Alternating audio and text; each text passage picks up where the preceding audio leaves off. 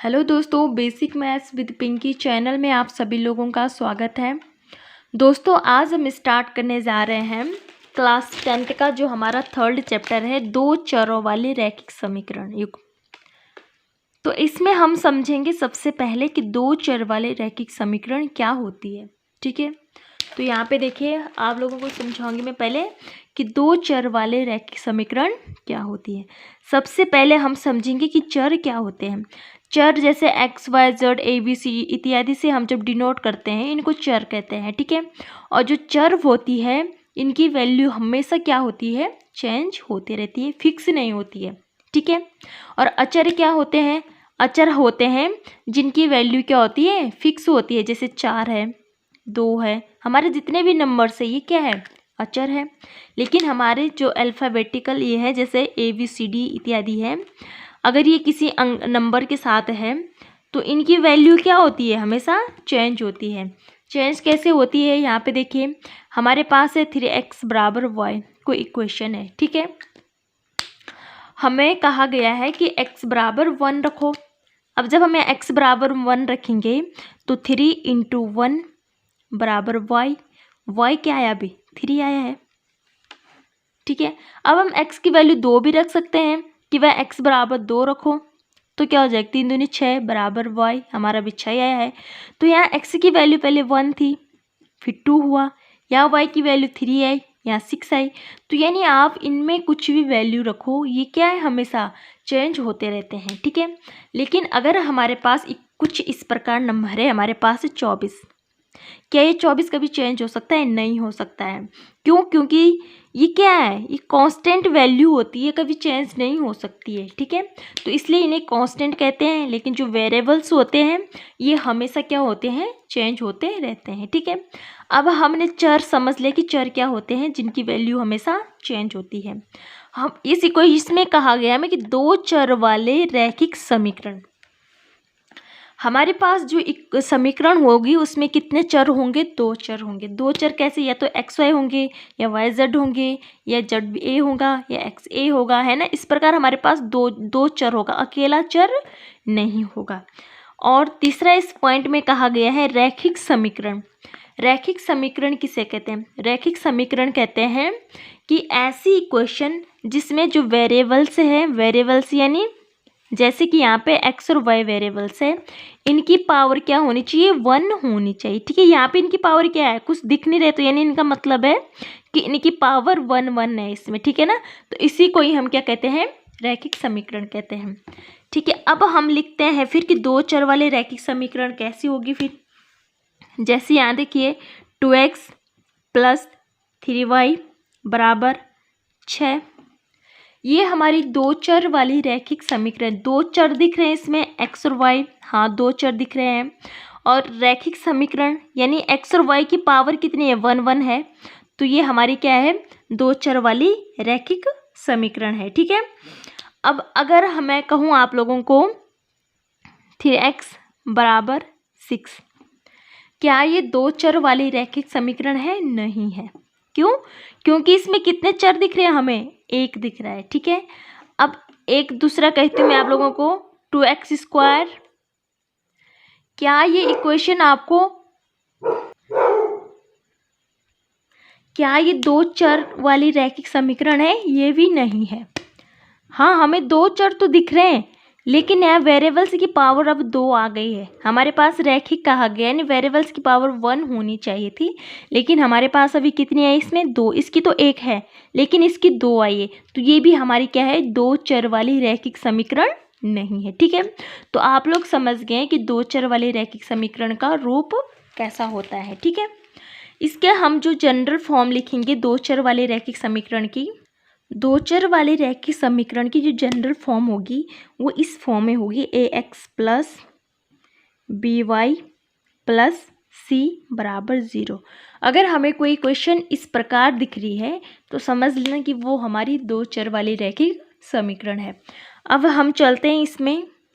ठीक है, आज हम इसमें थोड़े इस चैप्टर के मेन पॉइंट समझ लेंगे, कल हम क्या करेंगे, इसमें स्टार्ट करेंगे। ठीक है, तो अब हम समझेंगे, हमें हमारे पास 3 फॉर्म होगी इस प्रकार कि अगर ये आप लोगों को याद करना है, A1/A2 does not equal to B1/B2।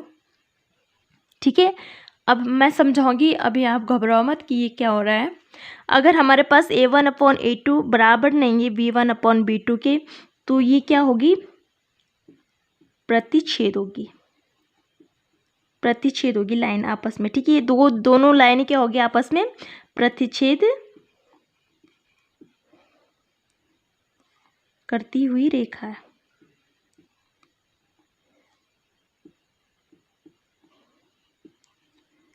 ठीक है, ये दोनों रेखाएं फिर आपस में क्या होगी, प्रतिच्छेद होगी। प्रतिच्छेद। दूसरा हमें इसमें ध्यान रखना है कि केवल एक हल होगा, केवल क्या होगा, एक हल।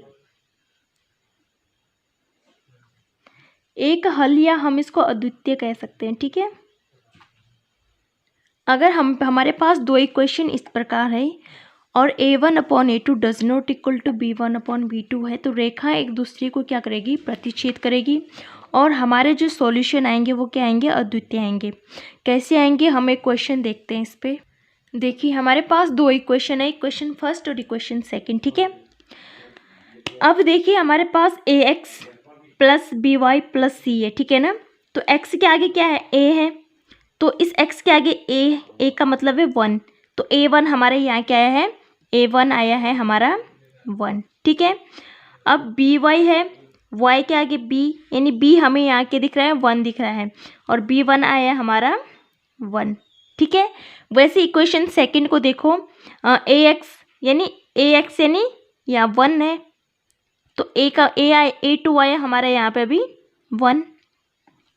ठीक है, अब BY कंपेरिजन करो इसमें, तो y के आगे b होगा, और v की वैल्यू हमें क्या है, -1 दे रखा है, तो V2 आया हमारा भी -1। ठीक है, अब हम इसको देखते हैं कि A1/A2 बराबर आ रहा है या नहीं आ रहा है B1/B2। ठीक है, तो A1 है हमारा 1, 1/A2 भी हमारा 1 है, बराबर B1 अब हमारा 1 है, और B2 हमारा -1 है। क्या ये बराबर है, नहीं है। क्यों, क्योंकि यहाँ -1 आया है, अगर 1 होता तो ये बराबर हो जाता। ठीक है, अब हमारे ये क्या है, A1/A2 does not equal to B1/B2 आया है, हमारा इक्वेशन आया है कि नहीं ये बराबर, कि ये प्रतिच्छेद करेगी ये दोनों लाइन। अब हम देखेंगे कि कैसे प्रतिच्छेद करती है, हम देखते हैं कि क्या ये सच है कि प्रतिच्छेद होती है लाइन। ठीक है, अब हम कैसे सॉल्व करेंगे, पहले हम इस इक्वेशन फर्स्ट में देखते हैं। ठीक है, इक्वेशन फर्स्ट में हम पहले x = 0 पुट करते हैं, तो जब हम x = 0 रखेंगे या तो y हमारा क्या हो जाएगा, 10 हो जाएगा। ठीक है, फिर से अब हम y = 0 पुट करते हैं, y = 0 रखेंगे तो ये 0 हो गया।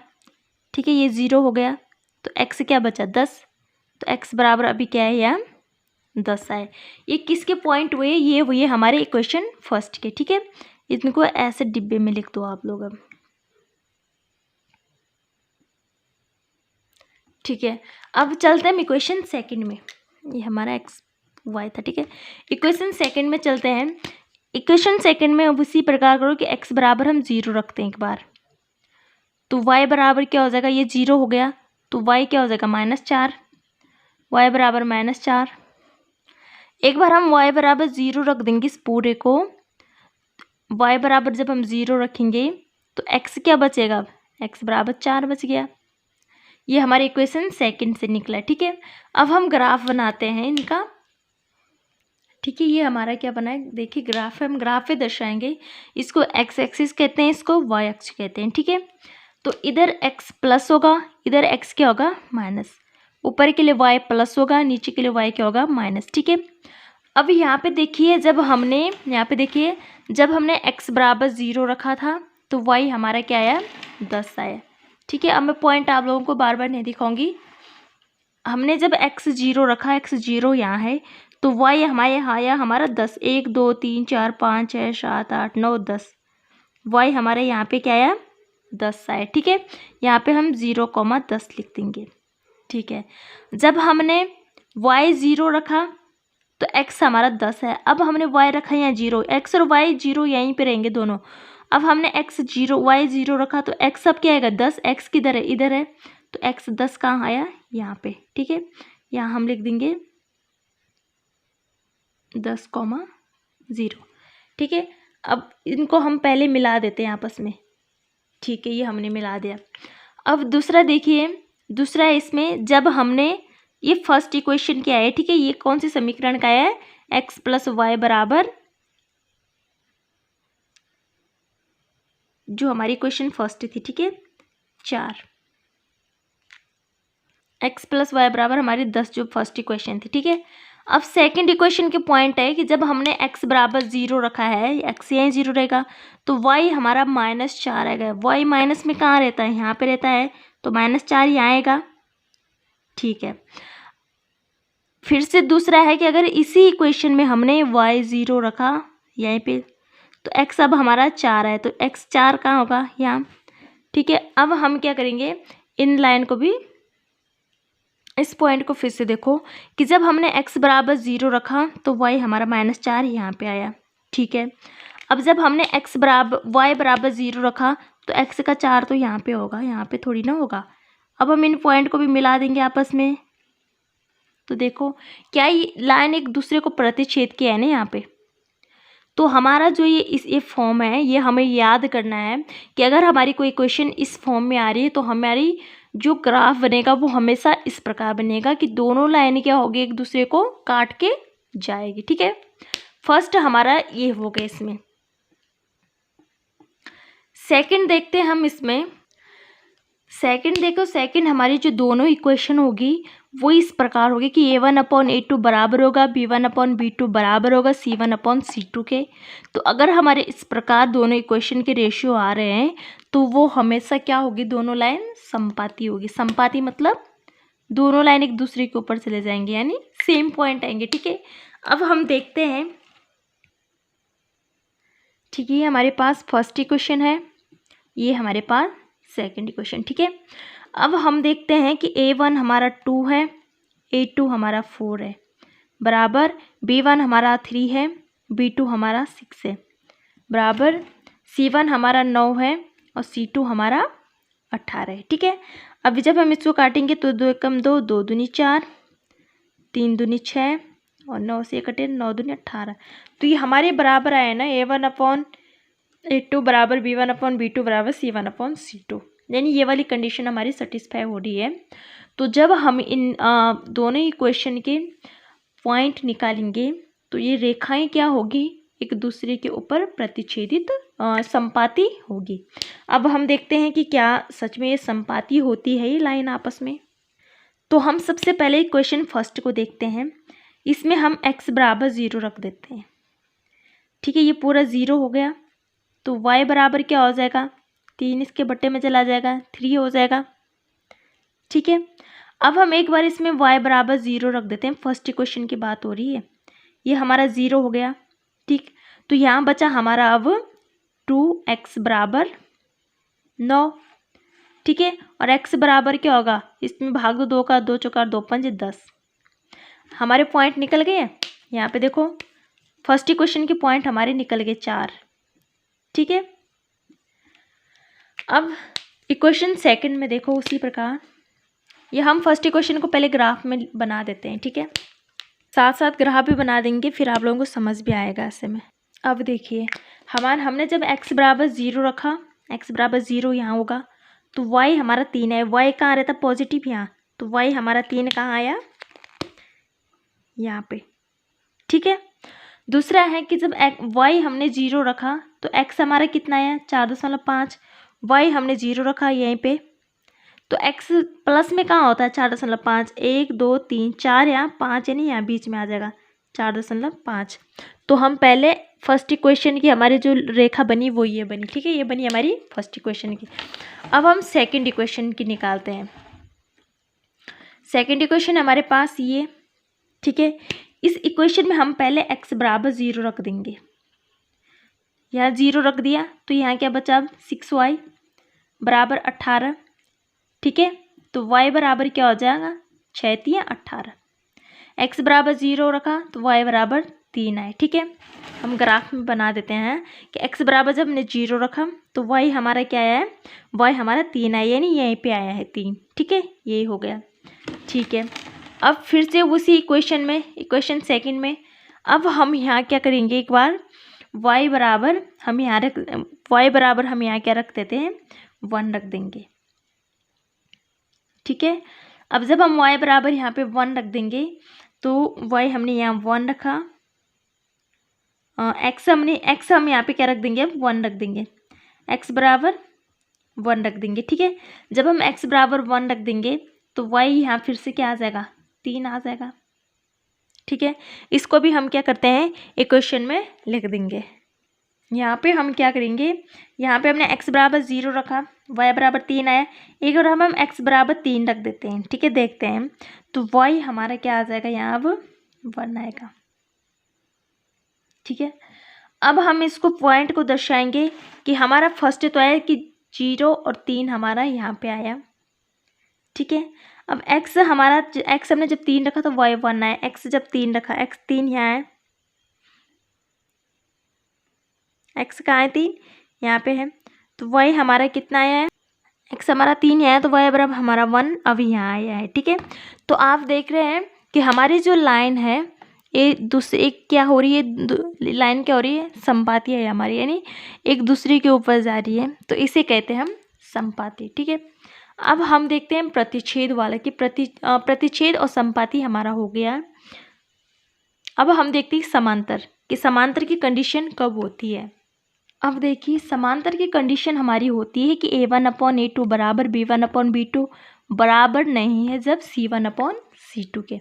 अब हम देखते हैं, ठीक है, फिर हम देखते हैं कि हमारा a1 2 है, b1 हमारा 1 है, c1 हमारा 4 है, c2 हमारा 2 है, b1 हमारा 4 है, b2 हमारा 2 है, c1 हमारा, इसको इधर लिया है तो -12/c2 है हमारा -4। ठीक है, अब जब हम इसको काटेंगे तो ये हो जाएगा 2/1, इस 2 से इसको काटो 2/1, डज नॉट इक्वल टू 4 3 12, ये है ना, देखो ये 2 तो बराबर है लेकिन ये बराबर नहीं है, तो हमारी क्या है, अब हम जब हम इन इक्वेशन की पॉइंट निकालेंगे तो वो क्या होगी, समांतर होगी। अब हम ग्राफ से देखते हैं कि ये फॉर्मूला क्या सही हो रहा है, ऐसा कि हम जब ऐसा निकाल रहे हैं तो क्या समांतर होगी, क्या सच में समांतर होगी। तो हम साथ साथ में क्या करेंगे, ग्राफ भी बनाते रहेंगे यहाँ पे। ठीक है, यहाँ पे हम ग्राफ बना देते हैं।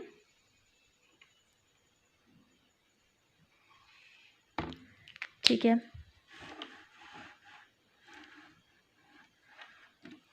अब हम सबसे पहले क्या करते हैं, इस इक्वेशन फर्स्ट को देखते हैं कि हम x बराबर 0 रख देंगे। अभी मैं आप लोगों को समझा रही हूँ पेपर में कैसा करना है, वो हम जब प्रश्नावली को स्टार्ट करेंगे उसमें अच्छे से हम लिखेंगे। x बराबर जब 0 रख देंगे तो y बराबर यहाँ क्या हो जाएगा, 4 बट्टे में जाएगा, या तो 4 3 आया। ठीक है, x बराबर 0 रखा है तो 4 आया हमारा 3। ठीक है, अब हम इसमें क्या करते हैं, एक बार y बराबर 0 रख देंगे। अब जब y बराबर 0 रख देंगे तो x क्या हो जाएगा, बट्टे में चला जाएगा, तो x बराबर हमारा क्या है, 6 है। ठीक है, ये हमारी इक्वेशन फर्स्ट के पॉइंट निकल गए।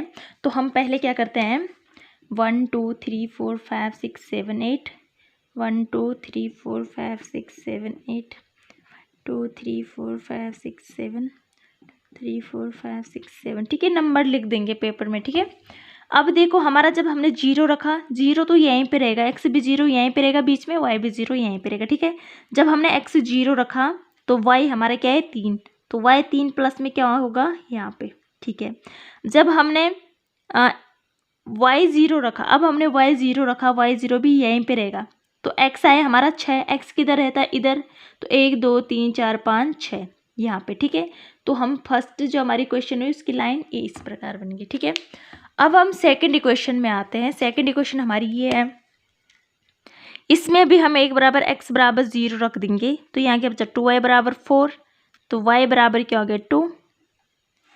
ठीक है, एक बार हम y बराबर 0 रख देंगे तो x बराबर क्या हो गया, 4।